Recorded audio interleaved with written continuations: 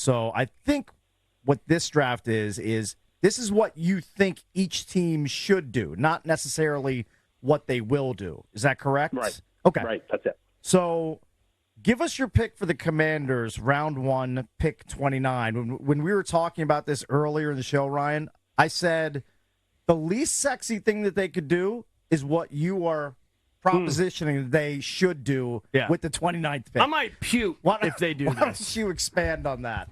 All right, get the bucket ready because I went with Gray Zabel out of North Dakota State. And the concern is Sam Cosmi. Obviously, he got hurt in the last game of the season, I believe, the playoff game, and he's integral to what they do along the offensive line and quarterback and so on and so forth. I get it.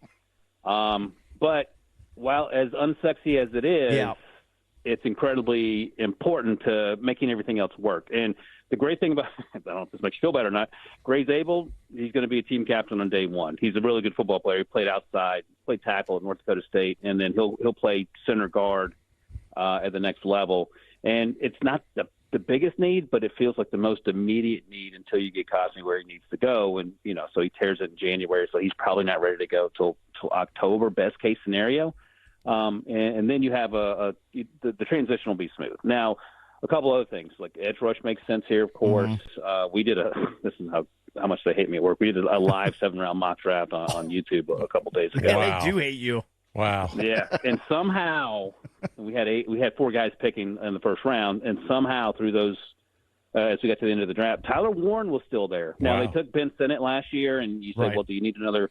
Well, the Raiders did that with Mayer and Brock Bowers, and I think if that happens, and it's sort of BPA, best player available, someone like Tyler Warren would also be something that you didn't see coming, and you're like, okay, sign me up for that. He's a stud. Tyler Warren is a complete stud. I would be shocked if he was around, in the mid to high 20s.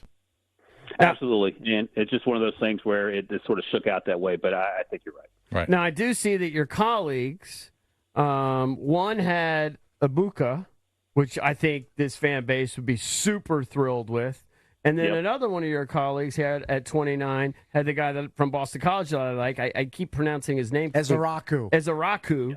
That guy is super intriguing. I don't know how you go from 2 sacks to 16.5, but I think he did that. But I want some of that. Yeah, I want some of that 16.5. Yeah, and it's funny if I'm reading between the lines here. My mock draft comes in last among the 3 we're talking about here. Yeah, and I understand that for sure. Least Here's the thing sexy. about Egbuka. Fair enough. Egbuka is you are going to love him as a person. You are going to love him as a player. He's not going to set the world on fire like a Ted McMillan or Travis Hunter as a wide receiver, but he will be exactly where you want him to be. He's one of the best route runners in this class. He's big for a slot receiver, but he can play outside, so he's going to check every single box and feel like the culture changer that you want in this new regime. Check, done and done. Mm-hmm. And Ezaraku, as you point out, a little undersized, but he plays much bigger than his 245-ish or whatever he played at last year at BC, but incredibly twitchy off the edge. And the concern I had with him earlier in the fall is like he didn't play the run that well, but he got better against the run as the season went on. And, you talk to people, and sometimes they say you just have to make it clear to some of these edge rushers that run support is also part of the job description. And once they buy into that, or you get them to buy into that, then you see sort of what the evolution that Ezaraku had over the course of the season. Both those picks would feel like home run picks and things that you could work with from day one in terms of making that football team better. So, Ryan, Commanders fans right now, they're kind of between a rock and a hard place. Like, they want to see who gets picked at 29, but because of all the moves that Peters has made to go get Debo and Tunsil and Lattimore, he's parted with a lot of draft capital. Like, is it a foregone conclusion that they move off of 29 back to the mid-30s or 40 to get some of those extra picks, or do they do that with their second-round pick where they sit at 61 at this point? What's your best guess there? Yeah, so the good news is if you're looking for an edge rusher or even defensive line help, this class is the deepest that I can remember, and it's probably 15, 20 years maybe you have to go back to find a class like this. So you can come off that 29 pick and move down.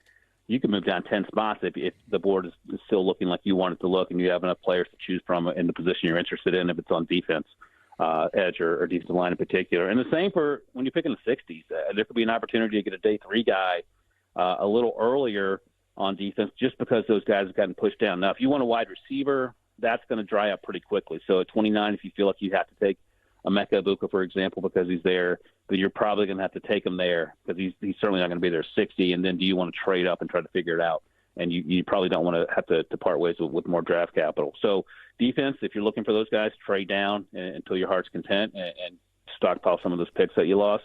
If you're looking for offense, or my guy Gray Zabel at 29, you're probably going to have to take him there.